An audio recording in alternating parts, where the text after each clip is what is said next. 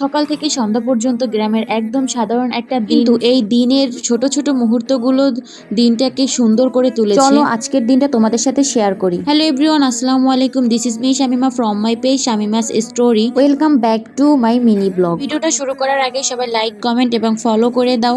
YouTube থেকে যারা দেখছো তারা এখনই সাবস্ক্রাইব করে দাও। সকালবেলা ঘুম থেকে উঠেই আগে আকাশটা দেখলাম। আকাশটা এত সুন্দর ছিল যে ভিডিও না করে পারলাম না। তারপর শুরু করলাম আমি আমার কাজ। প্রথমে রান্নার পাতিলগুলো ধুয়ে নিলাম। আজ রান্নার করার জন্য বেশ কিছু প্রস্তুতি ছিল। আজকের মেনুতে ছিল টমেটো চিংড়ি দিয়ে ঝিঙে এবং সাথে ডিম। সবকিছু গুছিয়ে নিয়ে চুলা জ্বালালাম। চুলা জ্বালানোর পরে দেখি চার সাইডে পিঁপড়া আছে। এই পিঁপড়াগুলোকে সরানোর জন্য আমি চারো সাইডে আগুনের তাপ দিলাম। মাটির চুলায় রান্না করার আলাদা একটা অনুভূতি আছে যা ভাষায় প্রকাশ করা কঠিন। আমি সবসময় রান্না বান্না করি না, এখন আম্মু অসুস্থ তাই রান্না বান্না করি এবং সাথে তোমাদের সাথেও শেয়ার করি। আসলে রান্না করা আহামরি কঠিন কোনো কাজ না। আমরা মেয়েরা আসলে মনে করি যে কাজ করব না বা সবসময় হয়তো বা এরকম শৌখিন থাকবো। আসলে না, প্রতিটা মেয়ের জীবনেই রান্না বান্নার কাজ করতে হবে। তুমি তাতে যতই বড় হও বা যত কিছুই হও না কেন, রান্না তোমাকে করতেই হবে। কারণ বেঁচে থাকতে হলে খেতে হবে, খাওয়ার জন্য হলেও অন্তত পক্ষে রান্না করতে হবে। তাই আমাদের আসলে আগে থেকেই সবকিছু শিখে রাখা উচিত। তখনই তোমাদের কাছে ভিডিওটা কেমন লাগলো অবশ্যই কমেন্ট করে জানাবে এবং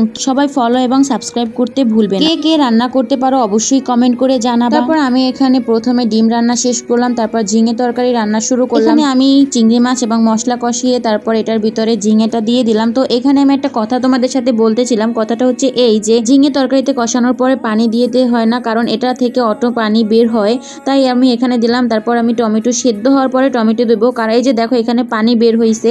তারপর আমি সিদ্ধ হওয়ার পর টমেটো দিছি, কারণ টমেটো হচ্ছে টক জাতীয় সবকিছু সিদ্ধ হওয়ার পর দিতে হয়। তো আমার রান্না বান্না এরপর আমি শেষ করলাম। রান্না শেষ করে আম পাড়তে গেলাম। তো আম পাড়ার পর এখানে উপরে আম পাড়তে ছিল আমার এক দাদি। তারপরে আমি নিচ থেকে আমগুলোকে তুলতেছিলাম, তারপর দেখতেছিলাম আসলে কোনো আম পাকা আম পাই কিনা। তারপর আমি এইগুলো আমগুলো এনে তারপর রেখে দিয়েছি। তারপর আমি কোনো আম পাইছিলাম না। হঠাৎ করে দাদি বলল যে একটা গাছ পাকা আম পাইছে, তো সে আমাকে এই আমটা দিল। তারপর আমি সুন্দরভাবে আমটাকে নিয়ে আসলাম। পরবর্তীতে খেয়ে ফেলেছি, বাট তোমাদেরকে দেখাতে ভুলে গেছি। তো এরপর আমি খাওয়া দাওয়া করলাম। আমার এখানে নিজের হাতে 2 পদের তরকারি এবং আম্মু এদিকে ভর্তা বানাইছে। তো ভর্তাটা এতই মজার ছিল যে আমি একাই অনেক বেশি ভাত খেয়ে ফেলেছি, কারণ আমি যতই কম খেতে চাই না কেন এক এক দিন যত মজার তরকারি হয় আমার ভাত বেশি খেতেই হয়, আর দিন দিন আমি মোটা হইতেছি। যাই হোক, best of luck for me. কিছু খুবই মজার ছিল, স্পেশালি ভর্তাটা। সন্ধ্যা হলো, সন্ধ্যার পরে আমি চা জাল দিলাম। তো এখানে দুধ চা জাল দিছি। তারপরে কারণ কে কে চা পছন্দ করে, এখানে চাল আবার কে কে আছো আজকে দেখবো। তো আমার সব থেকে বেশি পছন্দ হচ্ছে চা। ভাই একটা সময় ছিল যখন আমি চা ছাড়া কিছু বুঝতামই না। যাই হোক, এটা তোমাদের সাথে পরে কোনো সময় শেয়ার করব।